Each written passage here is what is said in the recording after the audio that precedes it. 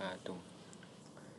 Perkenalkan, nama saya Muhammad Malik Al-Majdi, NIM 2012-3216. Nah, di sini saya ingin menjawab atau menerangkan yang pertama, yaitu pentingnya kewirausahaan bagi calon guru agama. Bagi mahasiswa calon guru agama. Dalam kewirausahaan sendiri terdapat beberapa poin yang nanti akan saya mencoba untuk menjelaskan. Yang pertama yaitu membangun kreativitas serta inovatif. Dalam kewirausahaan sendiri mengajarkan keterampilan berpikir kreatif dan inovatif. Sebagai calon guru agama, kemampuan untuk mengembangkan metode pengajaran yang kreatif dan menarik sangat dibutuhkan bagi para siswa, di mana guru bisa mengolah pengondisian kelas agar kelas tidak monoton atau itu saja. Nah, para murid juga tidak merasa boring akan apa yang disampaikan oleh guru. Dengan adanya kreativitas dan inovatif, guru mempunyai ide-ide yang dimana disitu meningkatkan pembelajaran bagi para siswanya. Yang kedua yaitu mengembangkan keterampilan manajerial. Dalam kewirausahaan juga mengajarkan keterampilan dalam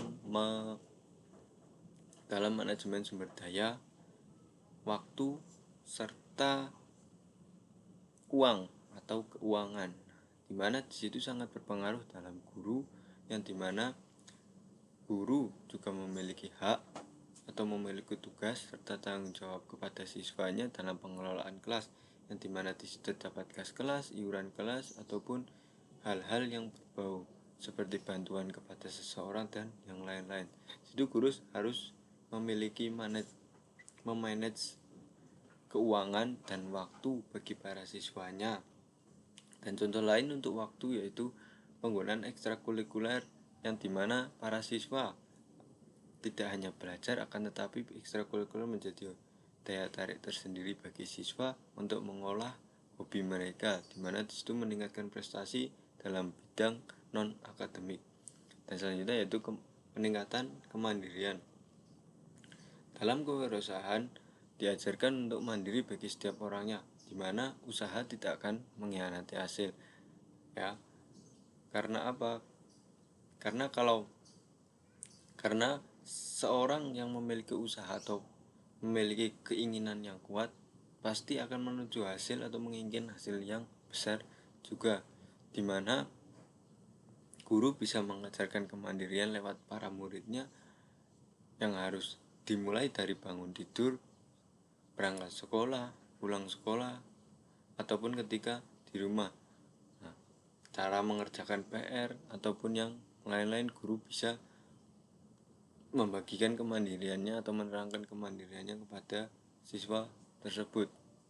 Nah, sebagai guru, kemandirian juga harus dimiliki. Sangat penting bagi guru untuk memiliki kemandirian ketika menghadapi seorang siswa yang bermalas-malasan. Dengan kemandirian guru tanpa melibatkan guru yang lain, ketika itu bisa ditangani oleh orang itu sendiri atau guru sendiri, setidaknya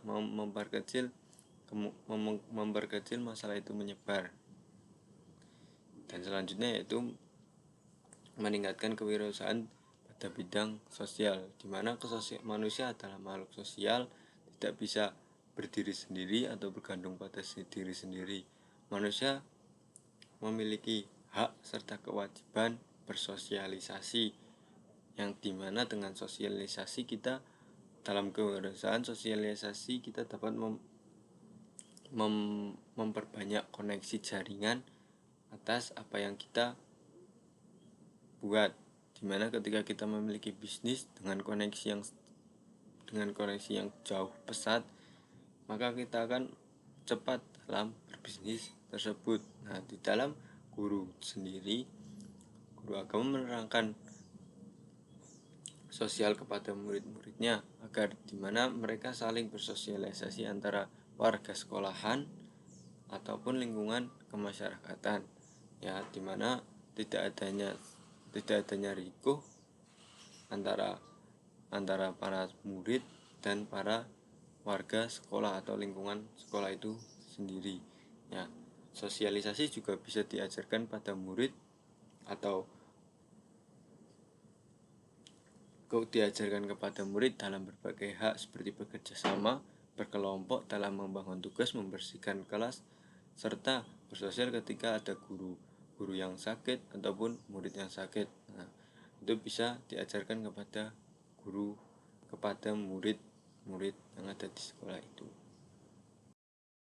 Yang kemudian yaitu penjelasan tentang Robert Kiyosaki dalam bukunya yang terkenal yaitu Rich Dad Poor Dad, yang mengemukakan beberapa konsep penting terkait keuangan pribadi dan cara membangun kekayaan. Berikut adalah pemikiran Kiyosaki tentang daya ungkit, aset, dan liabilitas. Yang pertama yaitu daya ungkit. Daya ungkit menurut Kiyosaki adalah strategi menggunakan sumber daya yang lebih sedikit untuk memperoleh hasil yang lebih besar. Dalam hal ini dicontohkan bahwasanya ketika seorang itu meminjam kepada bank ataupun yang lainnya dengan modal yang paling kecil, dengan modal hutang, itu dijadikan sebuah bisnis yang dimana disitu sangat menguntungkan atau lebih besar dari modal pertama.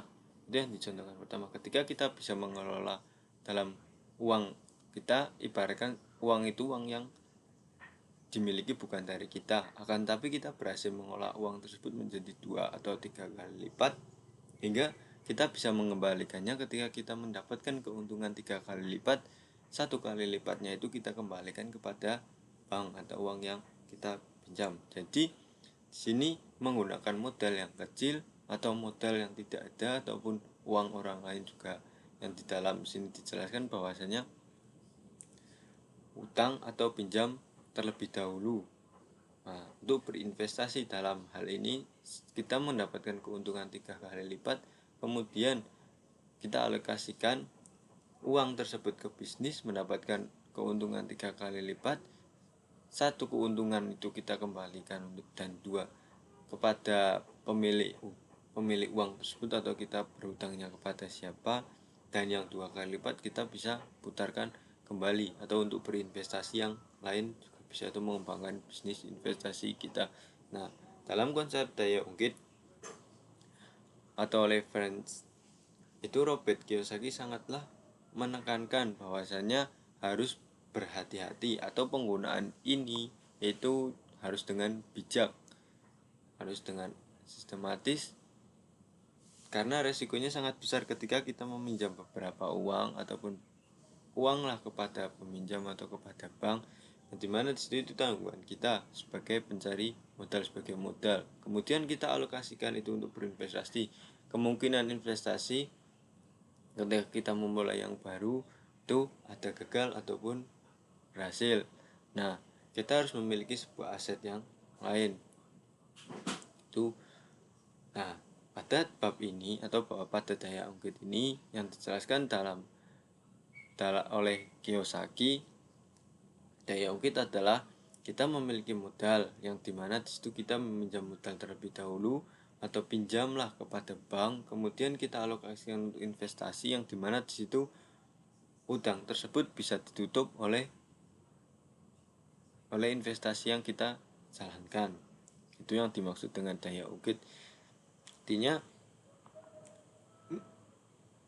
kita dapat mengontrol pengeluaran kita dalam berinvestasi, memiliki modal yang cukup atau modal sedikit demi keuntungan yang banyak, dan juga berhati-hati dalam penggunaannya. Secara garis besarnya itu adalah uang, utang. Yang kemudian yaitu aset. Menurut Kiyosaki, aset adalah segala sesuatu yang menghasilkan pendapatan atau meningkatkan nilai seiring waktu. Aset adalah barang atau investasi yang menghasilkan aliran ke kas yang positif, seperti properti yang disewakan, saham yang memberi dividen, ataupun bisnis yang menghasilkan laba. Nah, dalam hal ini Kiyosaki juga menekankan bahwa orang kaya fokus pada mengumpulkan aset, bukan sekedar memperoleh penghasilan atau bekerja keras untuk mendapatkan uang. Nah, di sini aset dijelaskan bahwasanya suatu bentuk yang dimana di situ kita tidak kerja ataupun kita kita hanya di rumah saja, kan, tapi aset tersebutlah yang bekerja, seperti aset perumahan, rumah, mobil, ataupun yang lain-lain. Contohnya dari sebuah rumah yang disewakan akan menjadi aset bagi kita, di mana setiap bulannya orang yang menyewa akan membayar kepada kita, entah itu setiap bulan ataupun setiap tahun, seperti kos-kosan ataupun aset-aset yang dimana di situ kita bisa bagi hasil di dalamnya, seperti kita meminjamkan ruko ataupun tanah kepada perorangan, seperti halnya ruko-ruko yang berada di pinggir jalan. Ketika pedagang hanya meminjam untuk dagangannya, kita sebagai pemilik toko kita menyewakannya untuk pinjam, di mana di situ terdapat keuntungan bagi kita dari aset tersebut. Nah, seperti halnya saham, ketika saham naik itu pasti nilai kuantitasnya sangatlah tinggi, di mana kita membeli saham itu pada harga beberapa, kemudian beberapa tahun ataupun beberapa bulannya naik, itu sangatlah baik, ataupun aset di mana di situ kita tidak kerja, tapi aset tersebutlah yang bekerja. Dan aset memiliki kemampuan untuk bekerja.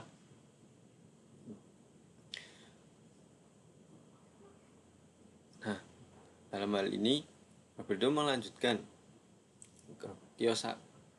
Kiyosaki melanjutkan, sangatlah penting bagi orang kaya untuk memiliki aset, di mana mereka lebih baik membeli aset ketimbang membeli barang-barang yang dimana di situ hanya melihat mereka itu mewah atau terlihat mewah, orang kaya gitu. Nah, aset dijelaskan bahwasanya tidak hanya berbentuk sebuah properti ataupun yang lain, bisa juga investasi jangka panjang ataupun jangka pendek, ataupun laba atau bagi hasil. Kemudian liabilitas, dan yaitu liabilitas adalah kebalikan dari aset tersebut. Liabilitas ketika kita contohnya membeli suatu barang yang dimana di situ barang tersebut kita gunakan saja, seperti HP yang kita beli dengan kredit, ataupun mobil ataupun rumah, dimana kita setiap bulannya mengeluarkan uang untuk membayar kredit tersebut tanpa menguntungkan bagi kita, kecuali kalau HP ataupun properti yang kita beli, ataupun jangan katakan properti seperti rumah ataupun mobil, itu kita beli untuk aset bagi kita, seperti halnya HP untuk admin bagi yang berkecimpung pada online shop, ataupun mobil untuk penyewaan mobil, go-kart ataupun yang lain-lain, dan rumah seperti properti yang kita gunakan untuk kos-kosan, dimana di situ kita berinvestasi untuk aset. Nah, sedangkan di liabilitas ini kita membelinya dengan kredit, yang dimana di situ kita setiap bulannya menyetorkan uang tanpa ada pemasukan bagi kita, karena kita hanya sekedar menggunakan tanpa ada bisnis yang terkendali di situ. Nah, dimana di situ Robert Kiyosaki menekankan pentingnya meminimalkan liabilitas, karena semakin banyak liabilitas yang dimiliki seorang, semakin sedikit uang yang dimiliki atau bisa diinvestasikan untuk membeli aset. Salah satu prinsip utama dalam filosofi Kiyosaki adalah untuk berfokus pada membeli aset yang dapat menghasilkan pendapatan dan mengurangi atau menghindari liabilitas yang hanya menghasilkan uang tanpa memberikan imbalan hasil. Itu dari keempat tadi, kesimpulannya yaitu Robert Kiyosaki menekankan pentingnya memahami perbedaan antara aset serta liabilitas dan memanfaatkan daya ungkit untuk membangun kekayaan. Kunci untuk mencapainya adalah dengan fokus pada kerja keras kita atau mengupdate aset yang kita miliki untuk menghasilkan pendapatan yang banyak ataupun pasif. Nah, ketika kita sudah bisa mengelola hal tersebut, kita bisa memanfaatkan segala hal yang ada, di mana modal kecil tidak mempersalahkan bagi kita ketika kita sudah berkecimpung kepada dunia tersebut. Mungkin cukup sekian dari saya. Apabila ada salahnya, saya mohon maaf. Terima kasih. Assalamualaikum warahmatullahi wabarakatuh.